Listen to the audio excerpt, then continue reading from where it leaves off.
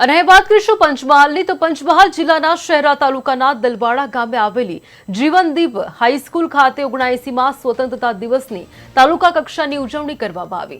કાર્યક્રમમાં શહેરા પ્રાંત અધિકારી ફાલ્ગુન પંચાલના હસ્તે ધ્વજવંદન કરવામાં આવ્યું અને તિરંગાને સલામી આપી પ્રાંત અધિકારીને આઝાદીના શહીદોને યાદ કરી સૌને શુભેચ્છાઓ પાઠવી। શાળાના વિદ્યાર્થીઓએ દેશભક્તિ ગીતો અને સાંસ્કૃતિક કાર્યક્રમો રજૂ કર્યા।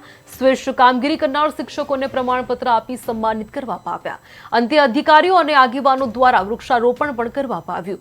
કાર્યક્રમમાં વહીવટી તંત્રના અધિકારીઓ, રાજકીય આગેવાનો, શિક્ષકો અને મોટી સંખ્યામાં ગ્રામજનો ઉપસ્થિત રહ્યા હતા।